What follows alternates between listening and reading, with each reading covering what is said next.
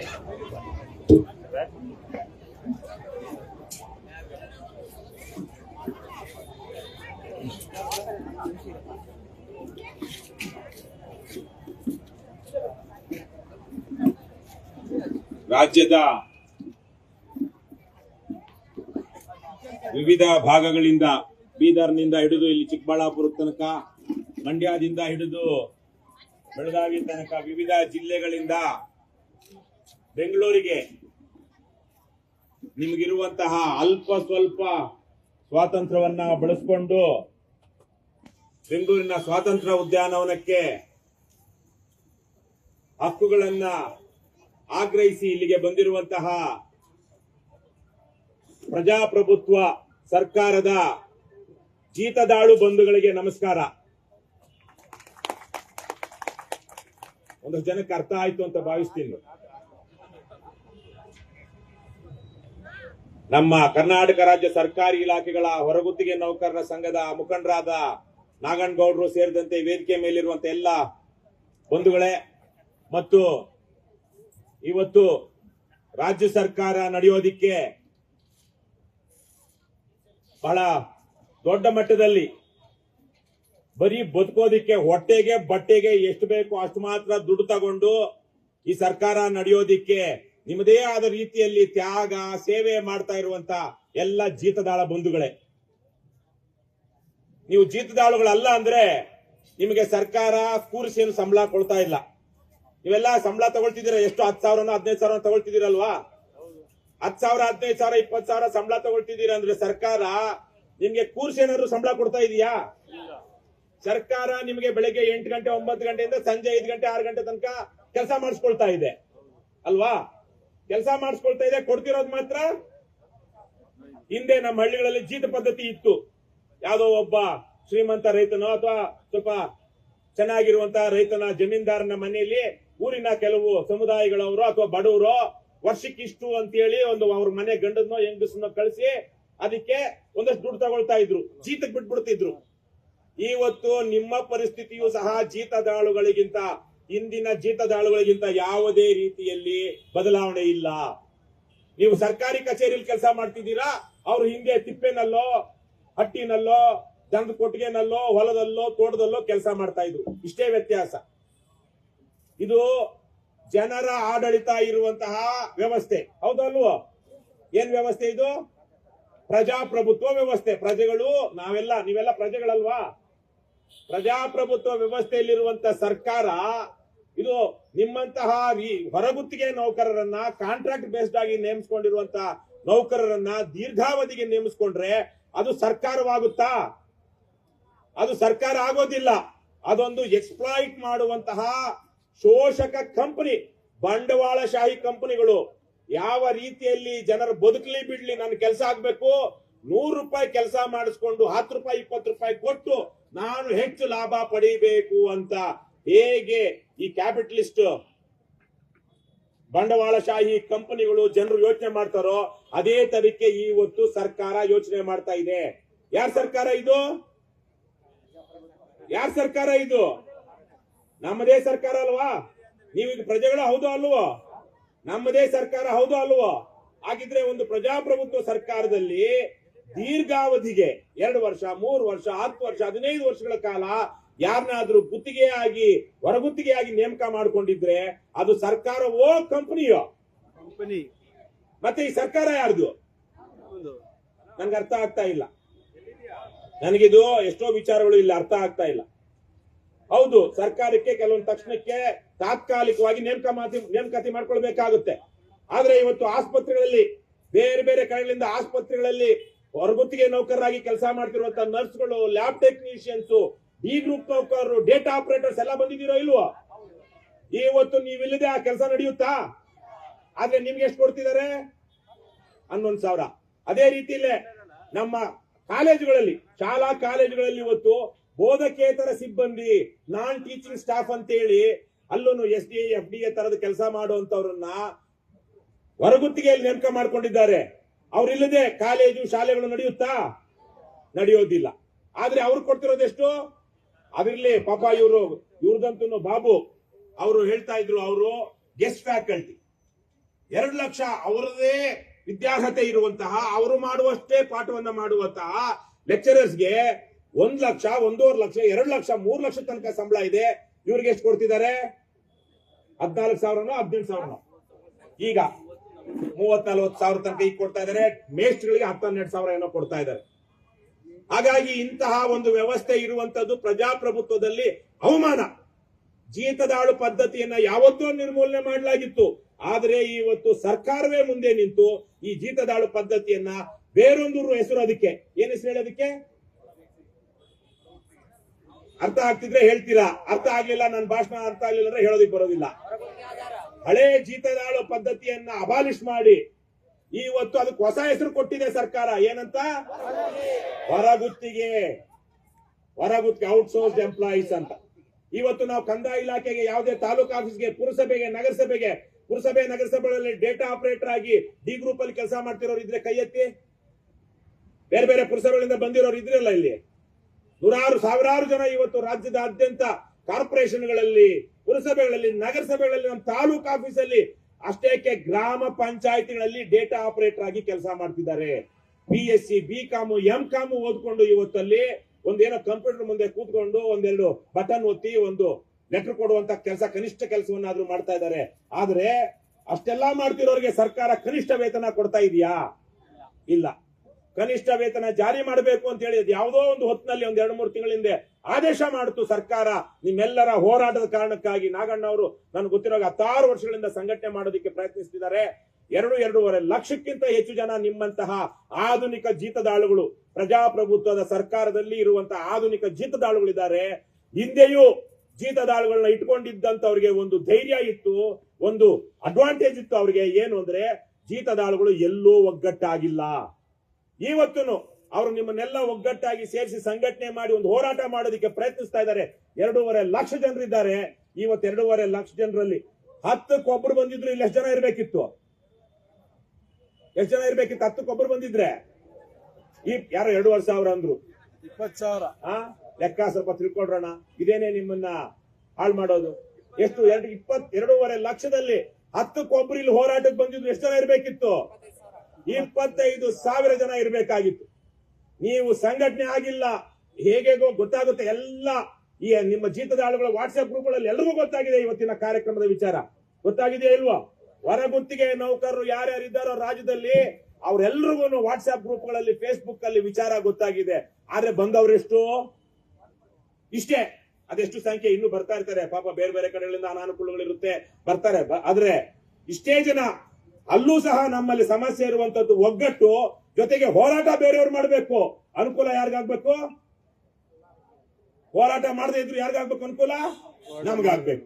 ಬೇರೆಯವರು ಪೆಂಡಾಲ್ ಹಾಕ್ಸ್ಬೇಕು, ಒಂದಷ್ಟು ದುಡ್ಡು ಖರ್ಚು ಮಾಡಬೇಕು, ಅಲ್ಲಿ ಏನು ಬಯಸ್ಕೊಳ್ಬೇಕು, ಹಗಲು ಓಡಾಡ್ಬೇಕು. ಅವರೆಲ್ಲ ಮಾಡಿದ್ಮೇಲೆ ಅನುಕೂಲ ನಮ್ಗಾಗ್ಬೇಕು. ಇದನ್ನ ಬಿಟ್ಟು ನಿಮ್ಮ ಜೊತೆಗಿರುವಂತವ್ರನ್ನೆಲ್ಲರನ್ನು ನೀವು ಕಟ್ಕೊಂಡು ಹೋರಾಟ ಮಾಡಿದ್ರೆ ಈ ಪ್ರಜಾಪ್ರಭುತ್ವ ಸರ್ಕಾರ ನಿಮ್ಮ ಮನವಿಯನ್ನ, ನಿಮ್ಮ ಆಗ್ರಹವನ್ನ ಈಡೇರಿಸಲೇಬೇಕಾಗುತ್ತೆ. ಒಗ್ಗಟ್ಟಿಲ್ಲದೆ ಇರೋದೇ ಇವತ್ತು ಇಂತಹ ಅಮಾನವೀಯವಾದಂತಹ, ಅಪ್ರಜಾಸತ್ತಾತ್ಮಕವಾದಂತಹ, ಅನಾಗರಿಕವಾದಂತಹ ಈ ಹೊರಗುತ್ತಿಗೆ ನೌಕರರು ಇವತ್ತಿಗೂ ಈ ಪದ್ಧತಿ ನಮ್ಮ ರಾಜ್ಯದಲ್ಲಿ ಮುಂದುವರಿತಿರೋದಕ್ಕೆ ಕಾರಣ ಸಮಾಜ ಸಂವೇದನೆಯನ್ನ ಕಳೆದುಕೊಂಡಿದೆ. ಅದರ ಜೊತೆಗೆ ನೀವು ಈ ವ್ಯವಸ್ಥೆಯಿಂದ ಶೋಷಿತರಾಗಿರುವಂತವರು ನೀವು ಒಗ್ಗಟ್ಟಾಗಿಲ್ಲದೆ ಇರೋದು ಅದಕ್ಕೆ ಇನ್ನೊಂದು ದೊಡ್ಡ ಕಾರಣ.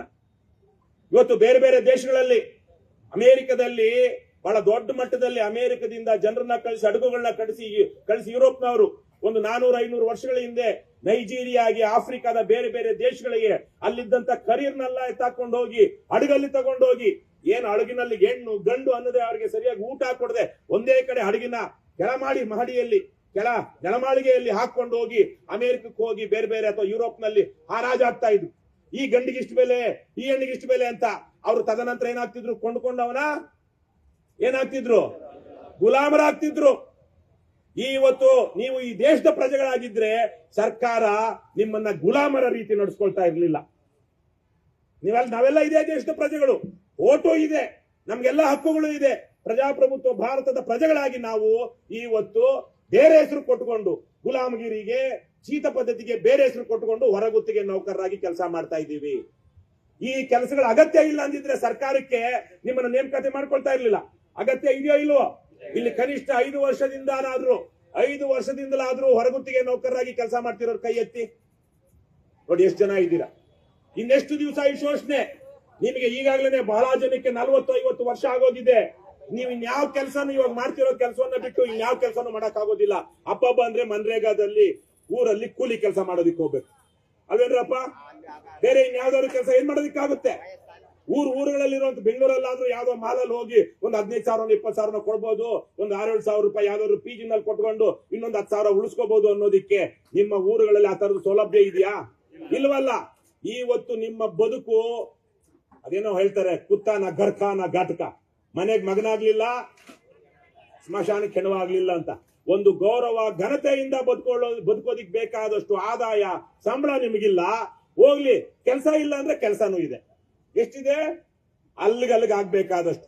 ಇವತ್ತು ನಿಮ್ಮ ಮಕ್ಕಳನ್ನ ಮಕ್ಕಳಿಗೆ ಒಳ್ಳೆ ವಿದ್ಯಾಭ್ಯಾಸ ಕೊಡ್ಸೋದಿಕ್ಕೆ ನಿಮ್ಮಲ್ಲಿ ಬಹುತೇಕರ ಕೈಲಿ ಸಾಧ್ಯ ಇಲ್ಲ. ಆದ್ರೆ ನಿಮ್ಮದೇ ಕೆಲಸ ಮಾಡ್ತಿರುವಂತ ಪರ್ಮನೆಂಟ್ ಆಗಿರೋನಿಗೆ 40,000 50,000 70,000 ರೂಪಾಯಿ ಸಂಬಳ. ಆದ್ರೆ ನಿಮಗ್ ಮಾತ್ರ 10,000 12,000 15,000 ರೂಪಾಯಿ ಸಂಬಳ. ಇದು ಪ್ರಜಾಪ್ರಭುತ್ವ ದೇಶದಲ್ಲಿ ಅವಮಾನಕಾರಿಯಾದಂತ ವಿಚಾರ. ನಾನು ನಾಗಣ್ಣಗೌಡರಿಗೆ ಮಿಕ್ಕವರಿಗೆ ಸಂಘಟನೆ ಹಲವಾರು ಹೊರಗುತ್ತಿಗೆ ಕಾಲೇಜು ಮತ್ತು ಶಾಲಾ ಕಾಲೇಜುಗಳ ಹೊರಗುತ್ತಿಗೆ ಡಿ ಗ್ರೂಪ್ ನೌಕರರು, ಆಸ್ಪತ್ರೆಗಳವರು, ಕಂದಾಯ ಇಲಾಖೆಯವರು, ಬೇರೆ ಬೇರೆ ಇಲಾಖೆಗಳಲ್ಲಿರುವಂತಹ ನೌಕರನ್ನೆಲ್ಲ ನೀವು ಸಂಘಟನೆ ಮಾಡ್ಕೊಂಡು ಇವತ್ತು ಹೋರಾಟ ಮಾಡ್ತಾ ಇದ್ದೀರಾ.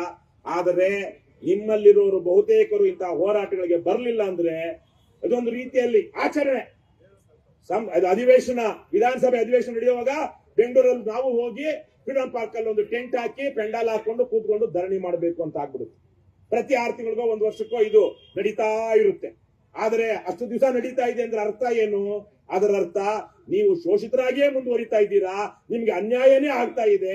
ಭ್ರಷ್ಟ ಮತ್ತು ದುಷ್ಟ ಸರ್ಕಾರಗಳು ನಿಮ್ಮನ್ನ ಜೀತದಾಳುಗಳಾಗಿ ನೇಮಕ ಮಾಡಿಕೊಂಡು ಜೀತದಾಳುಗಳಾಗಿಯೇ ಮುಂದುವರಿಸ್ತಾ ಇದೆ ಅನ್ನುವಂಥದ್ದು. ಹಾಗಾಗಿ ನಾನು ಅಂತಿಮವಾಗಿ ಹಲವಾರು ಸಂಘಟನೆಗಳಿಂದ ರಾಜ್ಯದ ವಿವಿಧ ಭಾಗಗಳಿಂದ ಬಂದಿದ್ದೀರಾ. ಇನ್ನೂ ದೊಡ್ಡ ಮಟ್ಟದಲ್ಲಿ ಸಂಘಟನೆ ಆಗಿ ಒಂದು ಹೋರಾಟ. ನಾವು ಇಲ್ಲದೆ ಇದ್ರೆ ಸರ್ಕಾರ ನಡೆಯೋದಿಲ್ಲ ಅನ್ನೋದು ನಿಮ್ಗೆ ಗೊತ್ತಿದೆಯೋ ಇಲ್ಲೋ? ನೀವು ಇಲ್ಲದೆ ಇದ್ರೆ ಇವತ್ತು ತಹಸೀಲ್ದಾರ್ ಕೈ ಆಡೋದಿಲ್ಲ, ಅವನಿಗೆ ಕಾಫಿ ಟೀ ತಂದ್ಕೊಡೋನು ಯಾವನು ಇರೋದಿಲ್ಲ. ಜಿಲ್ಲಾ ಪಂಚಾಯತ್ ನ ಸಿಇಒಗೋ ಅಥವಾ DC ಗೋ ಯಾರು ಅವನಿಗೆ ಹೋದ ತಕ್ಷಣ ಅವ್ನು ಬ್ಯಾಗ್ ಹಿಡ್ಕೊಂಡು ಓಡಾಡೋರು ಇರೋದಿಲ್ಲ. ಆಸ್ಪತ್ರೆಗಳಲ್ಲಿ ಚಿಕಿತ್ಸೆ ಸಿಗೋದಿಲ್ಲ. ಕಂದಾಯ ಇಲಾಖೆನಲ್ಲಿ ಫೈಲ್ಗಳು ಮೂವ್ ಆಗೋದಿಲ್ಲ.